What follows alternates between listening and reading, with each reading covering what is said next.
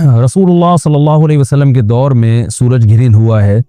आप सल्लल्लाहु अलैहि वसल्लम के नरीना औलाद नहीं थी, आपको अल्लाह ने औलाद दी और आपके बेटे की मौत वाक़ई हुई। ये एक बहुत बड़ा हादसा था उस वक्त, क्योंकि अरब में नरीना औलाद की बड़ी वैल्यू थी। आप सल्लल्लाहु अलैहि वसल्लम को अल्लाह ने बेटियां दी, बेटा नहीं दी, और बेटा दे के उठा लिया, तो एक बहुत बड़ा वाक़या था। और अल्लाह की कुदरत के उसी दिन सूरज भी गिरन हो गया। तो अरब ये कहा करते थे, ज़माने जाहिलियत में ये बात मशहूर थी कि कोई बहुत बड़ा दुनिया में वाक़या होता है तो सूरज या चाँद गिरन हो जाते हैं। इसी दिन सूरज भी गिरन हुआ, तो ये बात फैल गई कि मोहम्मद सल्लल्लाहु अलैहि वसल्लम सैयदुल अंबिया रसूलुल्लाह सल्लल्लाहु अलैहि वसल्लम के बेटे की चूँकि मौत वाक़ई हुई है, इसलिए सूरज गिरन हुआ है। आप सल्लल्लाहु अलैहि वसल्लम ने इस बात की तरदीद फरमाई और आपने फरमाया, इन्न शम्स वल क़मरा आयतानि मिन आयातिल्लाह ला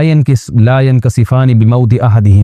कि सूरज और चाँद अल्लाह की निशानियों में से एक निशानी है। ला यनकसिफानि बिमौति अहदिहिम आयातिही, ना तो ये किसी की मौत की वजह से गिरन होते हैं, ना किसी की ज़िंदगी की वजह से। बल युखव्विफुल्लाहु बिहिमा इबादहु, अल्लाह इनके ज़रिए अपने बंदों को डराते हैं। ये बुखारी मुस्लिम की हदीस है, अपने बंदों को खौफज़दा करते हैं। तो ये अल्लाह की निशानियां हैं। और आप सल्लल्लाहु अलैहि वसल्लम ने इस मौके पर नमाज का हुक्म दिया, अल्लाह के सामने आजिज़ी और इंकिसारी का हुक्म दिया। देखिए, यहाँ एक बहुत अहम पॉइंट की बात है उन लोगों के लिए जो इस्लाम के ख़िलाफ़ हैं, जो मोहम्मद सल्लल्लाहु अलैहि वसल्लम सरवर दो आलम सैयदुल अंबिया सल्लल्लाहु अलैहि वसल्लम को सच्चा नबी नहीं मानते। उनके लिए इस हदीस में आप सल्लल्लाहु अलैहि वसल्लम की नबूवत की एक बहुत ज़बरदस्त दलील मौजूद है। एक वाक़या हुआ है आप सल्लल्लाहु अलैहि वसल्लम के बेटे की मौत का, और अरब ये वैसे ही कहा करते थे कोई बहुत बड़ा दिन होगा तो सूरज गिरन होगा। तो कोई भी शख्स जो झूठा नबी हो, आप खुद बताइए कि क्या वो ऐसे मौके पे इस वाक़े को अपने हक में कैश नहीं कराएगा, और वो ये कहेगा नहीं कि मैं तो पहले ही कहता था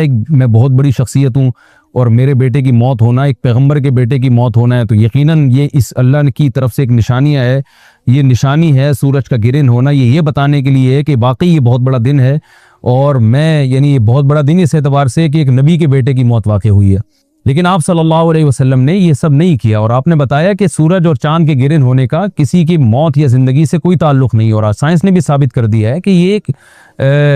एक साइंटिफिक हकीकत है कि जब ज़मीन और सूरज के दरमियान चांद आ जाए तो सूरज गिरन हो जाता है, और जब चांद और सूरज के दरमियान ज़मीन आ जाए और सूरज की रोशनी चांद तक ना पहुँच रही हो तो चांद गिरन हो जाता है। तो ये एक इसमें इबरत की बात भी है उन लोगों के लिए जो आप सल्लल्लाहु अलैहि वसल्लम की नबूवत में शक करते हैं। अलबत्ता आप सल्लल्लाहु अलैहि वसल्लम ने इस मौके पर हमें हुक्म दिया कि अल्लाह से तज़र्रो और आजिज़ी और इंकिसारी की जाए, अपने गुनाहों की माफ़ी मांगी जाए। और नमाज आप सल्लल्लाहु अलैहि वसल्लम ने पढ़ी। इस पर भी बाज़ लोग इश्काल करते हैं कि ये जब एक नेचुरल प्रोसेस है तो इसमें इतना घबराने की, क्योंकि हदीस में आता है आप सल्लल्लाहु अलैहि वसल्लम बहुत घबराए, तो इसमें घबराने की क्या बात है। तो याद रखिए, हर नेचुरल प्रोसेस जो एक आम मामूल से हटकर हो उसमें इंसान के लिए एक इबरत की बात होती है। हम देखते हैं रसूलुल्लाह सल्लल्लाहु अलैहि वसल्लम के दौर में जब तेज़ हवा चलती थी और बारिश से पहले हवा चला करती थी तेज़ हवाएं, तो आप सल्लल्लाहु अलैहि वसल्लम घबरा के मस्जिद की तरफ दौड़ते, आजिज़ी इंकिसारी करते, अल्लाह ताला से ये कहते कि अल्लाह तूने तो मुझसे वादा किया कि जब तक मैं इनके दरमियान मौजूद हूँ तो इनको अजाब नहीं देगा। तो ये खौफ का गलबा था आप सल्लल्लाहु अलैहि वसल्लम पर। क्यों? वजह उसकी ये थी कि यही हालात कौम आद और कौम समूद पर भी आए हैं। कुरान में आता है ना, फलम्मा रअऊहु आरिज़न मुस्तक़बिल औदियतिहिम क़ालू हाज़ा आरिज़ुम मुमतिरुना बल हुवा मस्तअजलतुम बिही रीहुन फ़ीहा अज़ाबुन अलीम तुदम्मिरु कुल्ला शैइन बिअम्रि रब्बिहा फ़अस्बहू ला युरा इल्ला मसाकिनुहुम, कि वो बादलों को देख के कहने लगे ये तो एक मामूल के मुताबिक बादल हैं जो बरसेंगे और बारिश होगी। तो पैगंबर ने क्या कहा कि ये बारिश नहीं है, बल्कि ये वो अजाब है जिसकी तुम जल्दी किया करते थे, और इसमें एक ऐसी हवा है जो अल्लाह के हुक्म से हर चीज़ को हलाक कर देगी। और फिर उन पर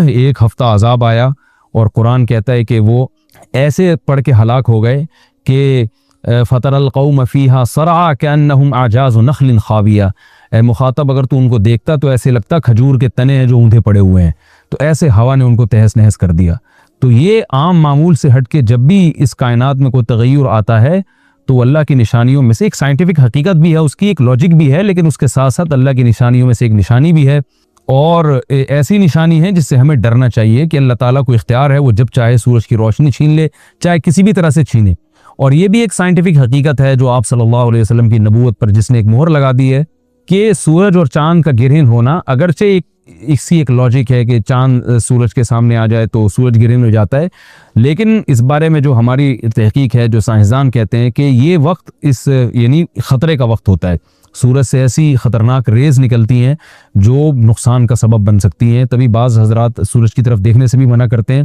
اور یعنی نظام میں تھوڑی ایک عام نارمل روٹین سے ہٹ کے اس کائنات کا نظام چلتا ہے، تو اس لیے یہ اس کائنات کے لیے، زمین کے لیے ڈینجرس ہو سکتا ہے، اور جو گریوٹی اور جو کشش کا نظام ہے اس میں بھی خلل واقع ہوتا ہے، تو ایسا نہیں ہے کہ یہ بالکل ایک نارمل کنڈیشن ہوتی ہے اور اس کا کوئی نقصان ہی نہیں ہے، یہ بالکل غلط ہے، اس میں نقصان کا بہرحال خطرہ ہے، اور اس بات کا امکان موجود ہوتا ہے کہ قدرت انسانوں سے انتقام لے یا انسانوں کو نقصان پہنچائے، اور ویسے بھی جن کے دلوں میں اللہ کا خوف ہوتا ہے وہ تو ویسے ہی اللہ کے وَهُم مِّن خَشْيَتِهِ، قرآن مجید میں اللہ تعالیٰ کے ارشاد ہے کہ مشرکین بار بار یہ سوال پوچھتے تھے قیامت کب آئے گی کب آئے گی، اللہ فرماتے لیکن جو مومنین ہیں ان کو اس سے غرض نہیں ہے کہ کب آئے گی، وَالَّذِينَ آمَنُوا مُشْفِقُونَ مِنْهَا، وہ تو قیامت سے گھبراتے ہیں کہ پتہ نہیں ابھی نہ آ جائے، تو جس کے دل میں اللہ کا خوف ہوتا ہے اس کے زندگی گزارنے کا طریقہ کچھ اور ہوتا ہے، وہ بات بات پہ اللہ سے ڈرتا ہے، اس کو اللہ سے ڈرنے کا بہانہ چاہیے، اس کو توبہ کا بہانہ چاہیے، تو اس بحث میں پڑھنا کہ یہ تو ایک لاجیکلی ایک